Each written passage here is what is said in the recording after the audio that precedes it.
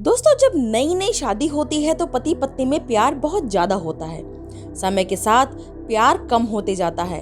फिर एक दौर ऐसा आता है जब वे एक दूसरे के साथ बातचीत भी नहीं करते। ऐसा बिना कारण नहीं होता। इसके पीछे जो छोटे छोटे कारण, जिम्मेदारियां होती हैं, उनके बारे में कोई ज्यादा सोचता नहीं है। आज की कहानी आपको इन सब कारणों से अवगत कराएगी और सोचने पर मजबूर कर देगी। इसलिए इस कहानी को पूरा जरूर पढ़िएगा।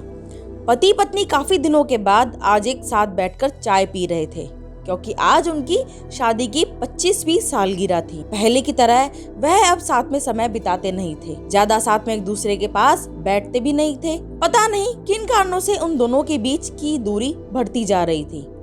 चाय पीते पीते पत्नी ने चुप्पी तोड़ते हुए कहा, मुझे आपसे बहुत कुछ कहना है, आपको बहुत कुछ बताना है, लेकिन अब हमारे पास एक दूसरे के लिए समय ही नहीं है। मैंने इस बारे में बहुत सोचा है और मैंने इस सिचुएशन से निपटने का एक उपाय निकाला है। अगर आप राजी हो तो बताती हूँ। पति ने सिर हिलाकर हामी भरी। पत्नी ने टेबल के ड्रॉर से 2 डायरी निकाली और बोली, मैं ये 2 डायरी लेकर आई हूँ, एक आपके लिए और एक मेरे लिए।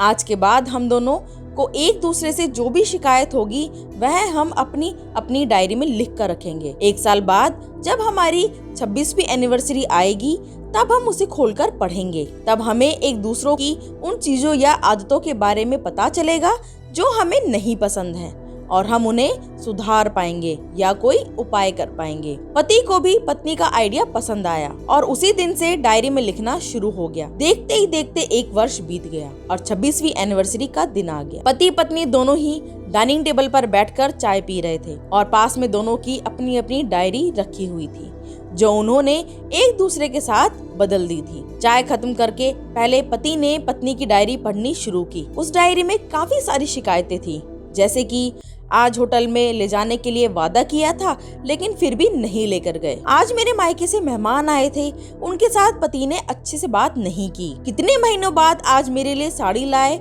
लेकिन पुराने डिजाइन की। आज मेरे सीरियल देखने के समय पति ने चैनल बदलकर न्यूज चला दी। आज गीला तौलिया फिर सोफे पर छोड़ दिया। ऐसी कई सारी शिकायतें थी। डायरी को पढ़ते पढ़ते पति की आंखों में आंसू आ गए। पति को काफी अफसोस हुआ। वो अपनी पत्नी से बोला, मुझे इन गलतियों के बारे में एहसास ही नहीं था, लेकिन अब मैं तुमसे वादा करता हूँ कि ऐसी गलतियां मैं फिर से नहीं दोहराऊंगा। अब पत्नी ने पति की डायरी खोली। पत्नी ने डायरी के कई सारे पन्ने पलटे, लेकिन वह पूरी तरह से खाली थी। कहीं पर भी एक शब्द भी नहीं लिखा था। पत्नी बोली, आपने तो डायरी में कुछ लिखा ही नहीं है। पति बोला, आखिरी पन्ना देखो, मैंने उसी पर लिखा है। उस पन्ने पर लिखा था, तुमने मेरे लिए और मेरे परिवार के लिए इतने सालों में जो त्याग किया है और हम सबको जितना प्यार दिया है, उसके आगे मैं तुम्हारे खिलाफ इस डायरी में कुछ भी नहीं लिख सकता। और इससे भी जरूरी, मुझे कभी तुम में कोई कमी देखने की इच्छा ही नहीं हुई। ऐसा नहीं है कि तुम में कोई कमी नहीं है, लेकिन तुम्हारे प्यार, समर्पण और त्याग के आगे तुम्हारी कोई भी कमी बहुत छोटी है।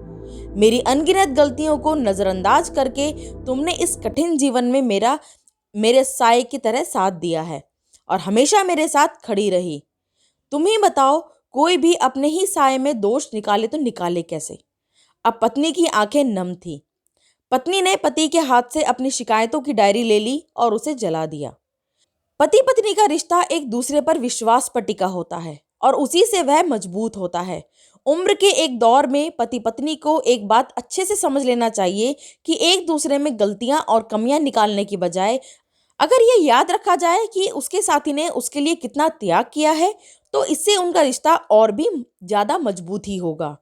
दोस्तों, छोटी सी इस कहानी को लिखने के पीछे मेरा प्रयास है कि इन दिनों पति पत्नी में बढ़ते जा रही दूरियां कम हो सकें और खासकर गलतफहमियों की वजह से या सिर्फ बात ना करने की वजह से बढ़ती जा रही दूरियों को आराम से शांति से बैठकर बात करके कम किया जा सकता है या खत्म भी किया जा सकता है।